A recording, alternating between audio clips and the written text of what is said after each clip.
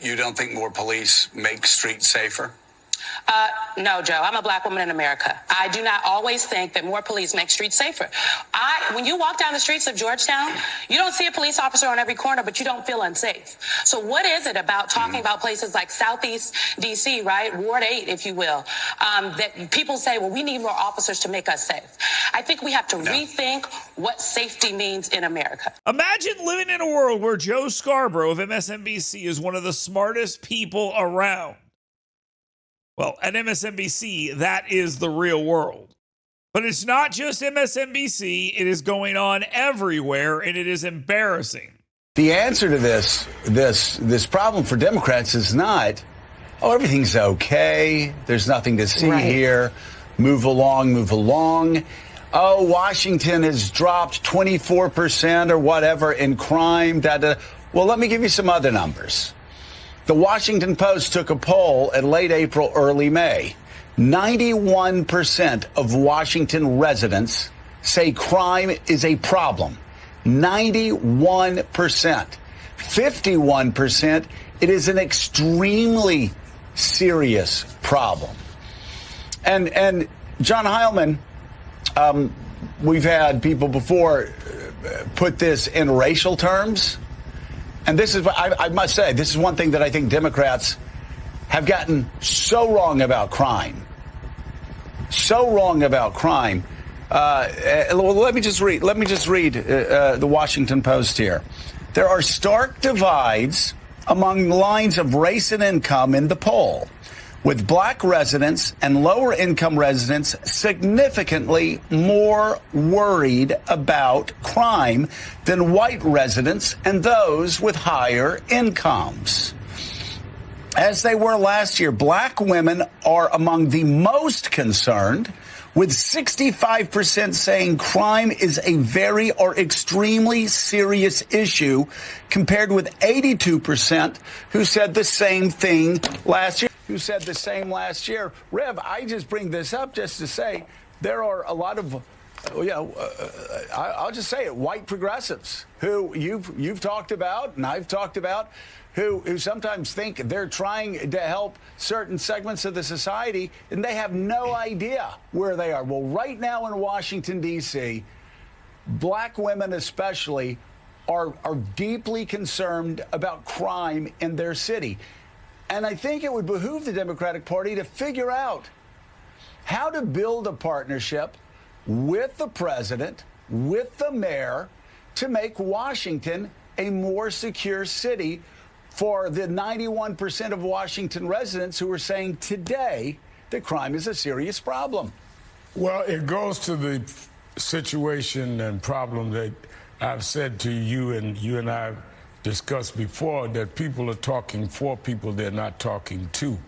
There is a concern among many blacks, if not most, and many residents in Washington, D.C. about crime.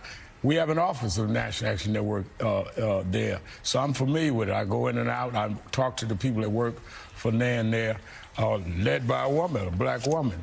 But the question becomes how Trump is handling it. I think the problem is not that there's an argument about we need to deal with crime. Even though the data says it's going down, the perception and the reality is there. The question is, Donald Trump, the only convicted felon to ever sit in the White House, by the way, pardoned criminals who assaulted police, who threatened the life of the vice president, and did not reach out and try to meet with the mayor and local law enforcement and say, how do we work together to end crime?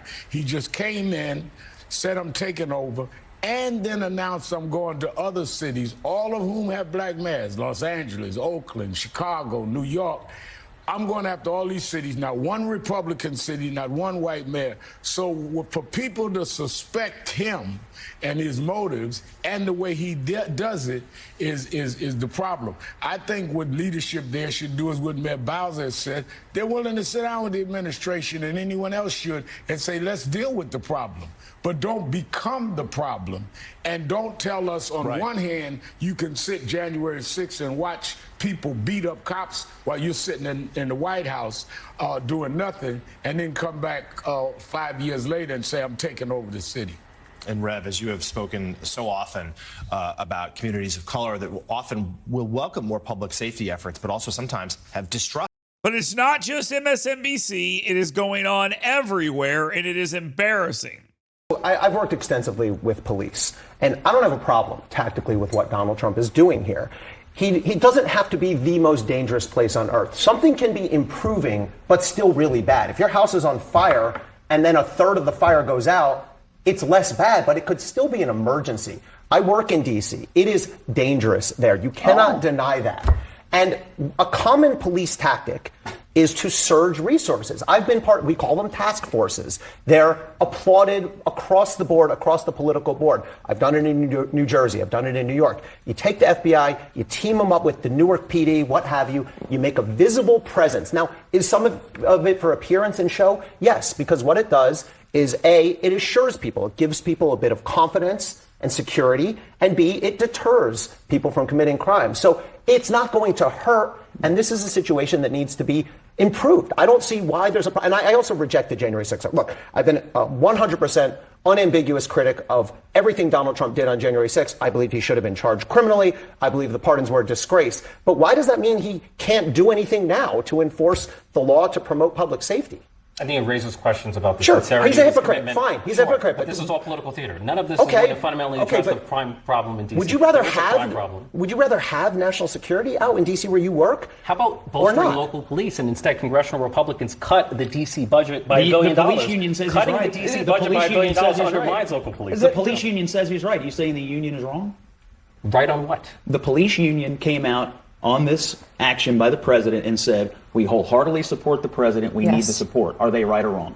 Then bolster local police. The police but it's not union the function of the FBI. Is right, the FBI has to deal with counterterrorism, counterintelligence. So you're against the police federal union. law. That's not true. Let me say, that's not true. I've heard that said a lot by the FBI does street operations. People say the FBI, they're chasing terrorists. Removing homeless encampments? Hold on. I work. Sanitation? Hang on. I worked with the FBI. The FBI does street rips, they do drug buys, they do gun buys. It's part of what they do. It's not a misuse of the FBI.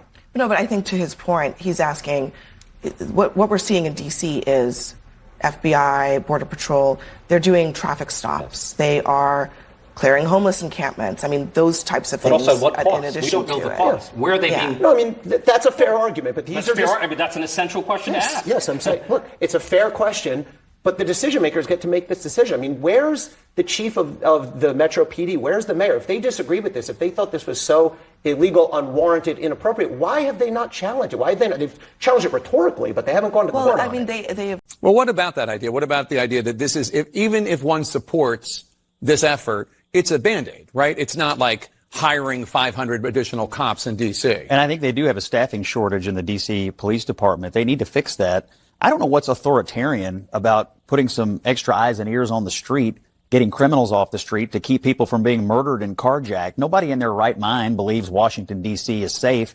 And to say the president's trying to help us keep people from getting murdered and carjacked and we have to stop this authoritarian push, I mean, it's just sort of ridiculous rhetoric. These Democrats don't know what to do with themselves. Every time Donald Trump tries to do something, they reflexively feel the need to oppose it without thinking through the political implications for themselves. You think Democrats are taking the bait?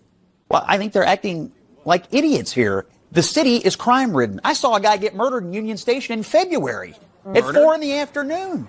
I saw the body hit the floor at the bottom of the escalator on the second floor. And so everybody who visits there, everybody who lives there knows it's a serious problem.